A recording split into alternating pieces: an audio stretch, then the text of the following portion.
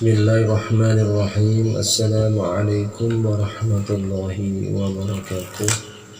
Innal hamdalillah nahmaduhu wa nasta'inuhu wa nastaghfiruh wa nu'minu bihi wa natawakkalu alayhi wa na'udzu billahi min shururi anfusina wa min sayyiati a'malina. Man yahdihillahu fala mudilla lahu wa man yudlilhu fala hadiya lahu. أشهد أن لا إله إلا الله وحده لا شريك له ونشهد أن محمدا عبده ورسوله لا نبي بعده. اللهم صل وسلم وبارك عليه وعلى آله وصحبه وسلم تسليما كثيرا كثيرا. أما بعد، فقد قال الله تعالى بالقرآن الكريم: إن الله وملائكته يصلون على النبي يا أيها الذين آمنوا صلوا عليه وسلموا تسليما. وقال النبي صلى الله عليه وسلم: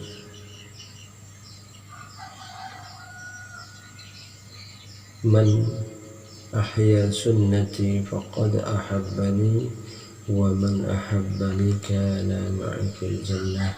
وكما قال النبي صلى الله عليه وسلم. أما بعد.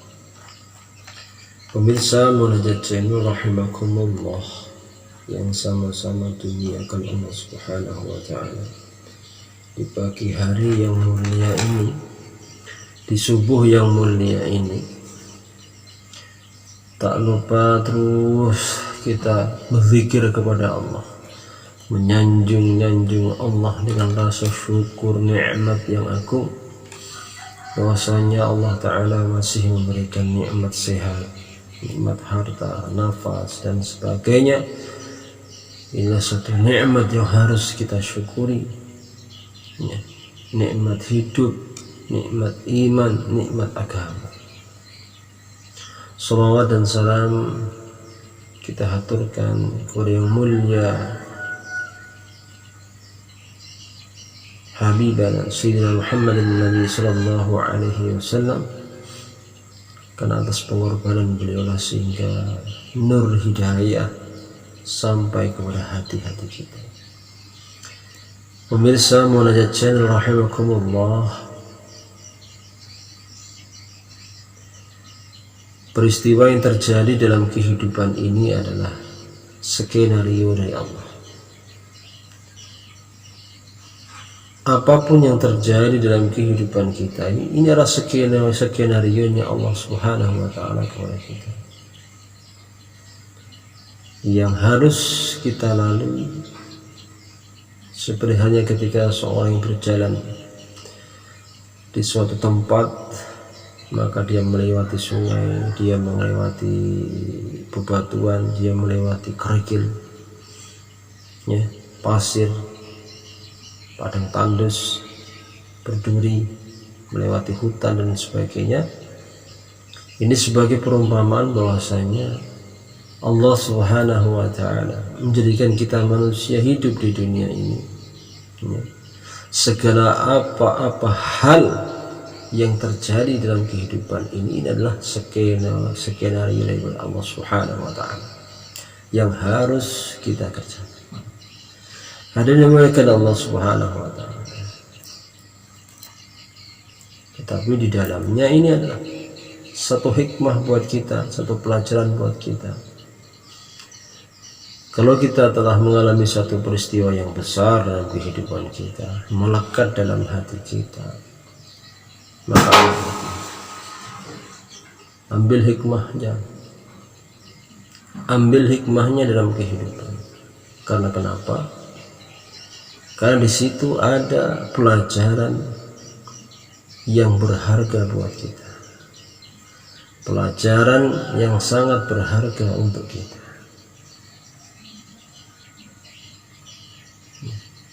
Di dalam peristiwa itu ada ilmunya Allah, pelajaran dari Allah untuk kita. Maka ketika seorang mukmin, seorang beriman diuji oleh Allah dengan sakit, dengan kemiskinannya, dengan kekayaannya, dengan sakitnya, keadaan apa saja, ya. Maka di dalamnya ada hikmah ilmu dari Allah Ta'ala, maka ambil untuk pelajaran kita, sehingga kedepannya lebih baik dan akan lebih baik lagi.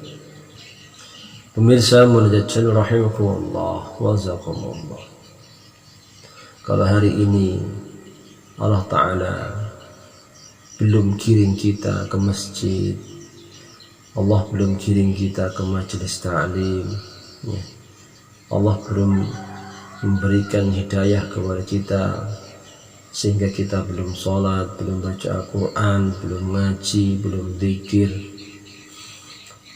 ya, belum bisa berbuat baik.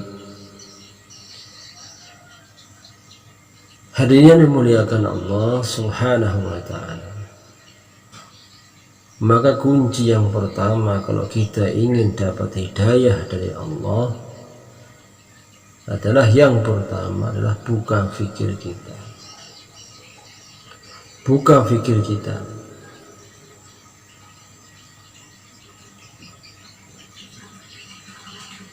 Berusahalah untuk tafakur apa-apa yang terjadi dalam kehidupan kita, kembalikan kepada Allah. Itu yang pertama. Maka nanti akan timbul namanya risau. Ketika orang berpikir terus menerus, maka timbul kerisauan dalam hati.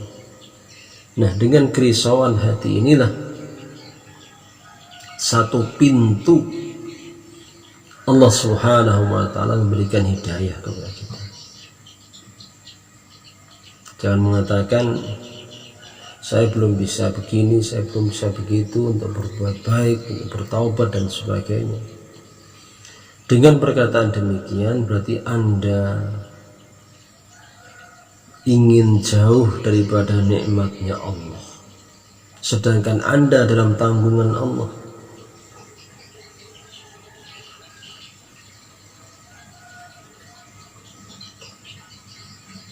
Manusia ini kalau hidup masih ada nyawa, berarti masih ada rezeki, ada kehidupan.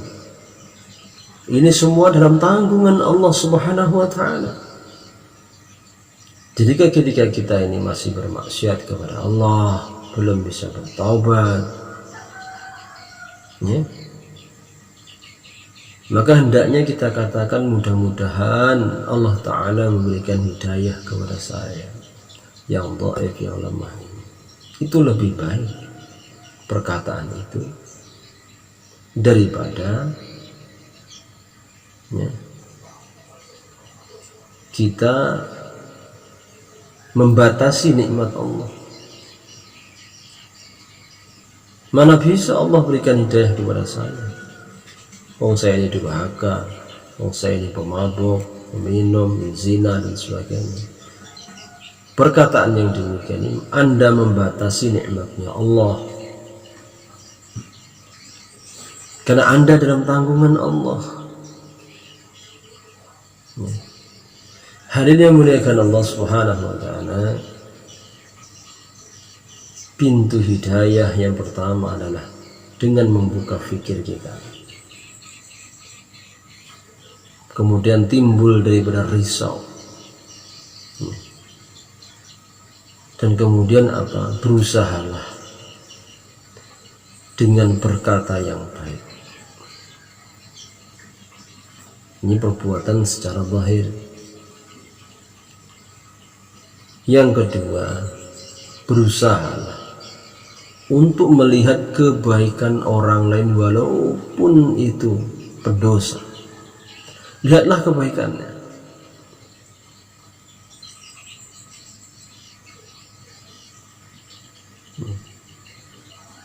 Lihatlah, belajarlah untuk melihat kekurangan diri sendiri, koreksi diri kita sendiri.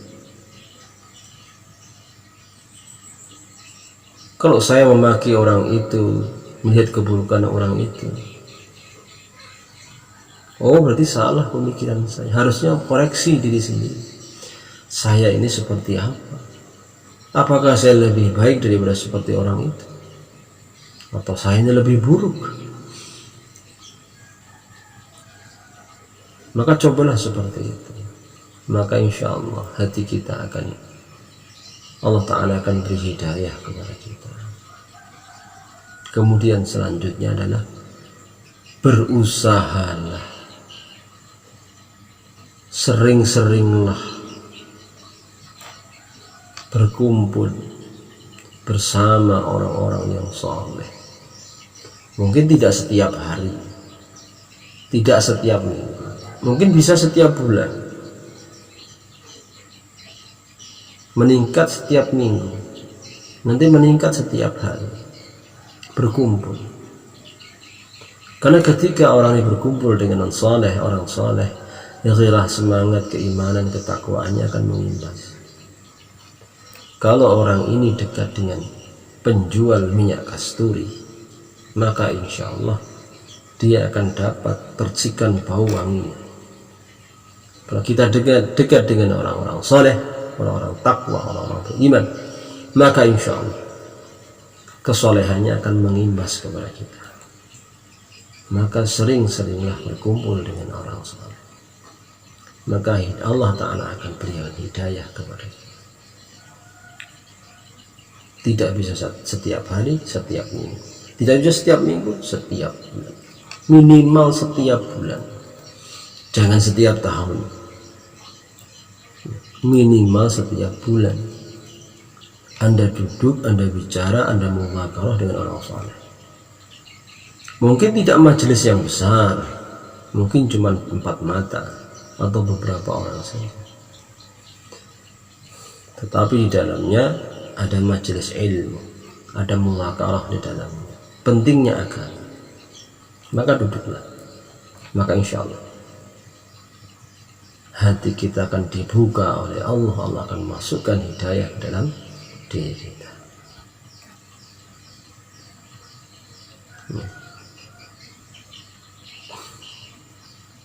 Kemudian selanjutnya, berusahalah untuk menjauhi pergaulan dengan orang-orang yang ahli maksiat. Berusahalah, ini satu cara. Berusahalah, karena ketika kita ini belum bisa meninggalkan semuanya, belum bisa mengerjakan amal soleh yang lain, masih bercampur dengan maksiat, ya, maka kerjakan yang sekira kebaikan itu melekat dalam diri kita, ya. Maka insya Allah lambat laun kemaksiatan itu akan hilang dalam diri kita. Berusahalah jauhi orang-orang yang ahlul maksiat, yang sering kita kumpul. Dan yang terakhir adalah, ya, tegakkan salat 5 waktu, baik itu berat ataupun dengan ikhlas atau tidak ikhlas, ya. Tegakkan salat 5 waktu. Apa janji Nabi? Ya. Orang yang menegakkan salat 5 waktu, ya, maka insya Allah lambat laun maksiat yang ada di dalam dirinya, dalam kehidupannya, dalam keluarganya, lambat laun akan dijauhkan, dihilangkan Allah Subhanahu wa Ta'ala dalam kehidupan. Jadi yang terakhir, untuk apa maksudnya? Untuk memancing hidayah daripada Allah, untuk membuka hati fikir kita agar diberi hidayah oleh Allah. Jadi jangan mengatakan, oh Allah belum hidayah, beri hidayah kepada kita, karena tidak mau berusaha. Maka caranya ini, ya, caranya ini. Apa tadi yang pertama? Buka fikir kita, maka timbul kerisauan di dalam fikir kita.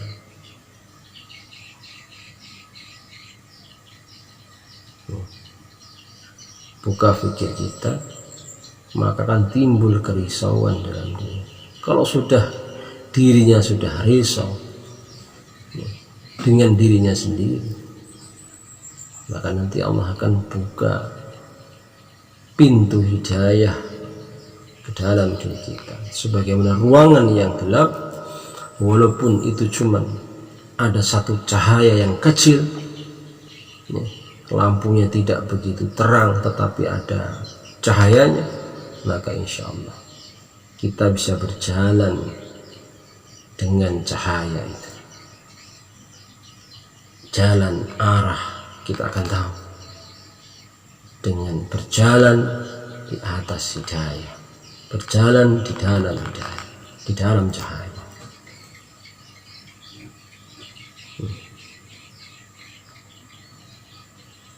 Pemirsa Munajat Channel rahimakumullah wa jazakumullah, berbuat baik ini sangat berat. Mungkin bisikan hati tidak ikhlas, tidak apa-apa, terus menerus, karena ikhlas itu dasarnya, belajarnya ketika tidak ikhlas. Orang ikhlas itu dulu belajarnya dari perkara yang tidak ikhlas. Maka jangan kita mau dibodohi, dipancing oleh setan. Kamu nggak ikhlas, tidak terima amalmu. Tidak, ini belajar. Ketika orang naik sepeda, tidak mungkin dia langsung bisa naik sepeda, langsung bisa berjalan dengan 2 roda. Maka dia berjalan dengan 4 roda. Latihan. Nah, kita masih latihan untuk ikhlas, ya, untuk ikhlas. Maka bisikan-bisikan syaitan itu, la'natullah alaih, itu sudah, itu lupakan saja. Kalau kita ini mau ke masjid dibilang orang, oh riya, oh sombong, pamer amal soleh. Tetapi inilah satu cara untuk mendapatkan ikhlas, dengan beristiqamah, beramal soleh, ya, menunjukkan amal secara terang-terang. Karena sholat 5 waktu berjamaah ini sholat amalan yang terang-terangan yang dilihat orang, berbeda dengan zikir qalbi, ya, yang tahu adalah kita sendiri. Pemirsa rahimakumullah wa jazakumullah. Jadi jangan kita ini terpancing dengan perkara-perkara, ya, yang melemahkan daripada iman dan amal soleh dan keimanan kita kepada Allah. Misalnya kita ini dikata-katain orang, buat apa kamu begitu begini, toh sampai sekarang kamu nggak kaya-kaya, miskin terus. Hadirin, ini perkataan setan yang wujudnya manusia, jangan didengar, karena dia sendiri belum tentu bisa mengerjakan apa yang kita kerjakan. Dia sendiri yang mengatakan demikian, belum tentu dia sendiri bisa merasakan apa yang kita rasakan.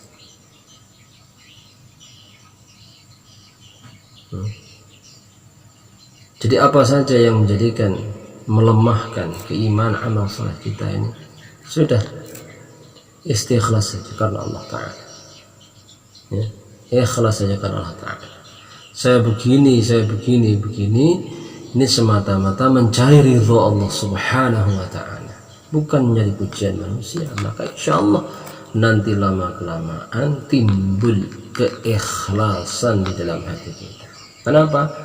Belajarnya tadi perkara yang tidak ikhlas, tetapi istiqomah terus menerus. Nah, dengan istiqomah tadilah sehingga menjadikan amal kita bernilai ikhlas di sisi Allah Subhanahu wa Ta'ala. Pemirsa Munajat Channel rahimakumullah wa jazakumullah, mudah-mudahan sekelumit daripada mudzakarah ini bermanfaat buat kita semuanya, ya. Balighu ani walau ayah, sampaikan walaupun 1 ayat, sampaikan walaupun kebaikan itu sedikit, tetapi ketika diamalkan oleh orang dan diikuti oleh orang, maka pahalanya sebanyak apa yang diambil oleh orang itu dan diamalkan, kemudian didakwahkan terus menerus sampai hari kiamat. Siapa yang beruntung? Yang beruntung adalah orang yang mendakwahkan kebaikan dan mengamalkan kebaikan itu sendiri. Pemirsa rahimakumullah wa jazakumullah, mudah-mudahan bermanfaat. dukung channel kami Munajat Channel 28 ya. Kemudian like, komen, dan kemudian subscribe ya. Dukung di channel kami dan selalu tonton keseruan daripada Munajat Channel 28. Terima kasih atas semuanya. Barakallahu fikum. Assalamualaikum warahmatullahi wabarakatuh.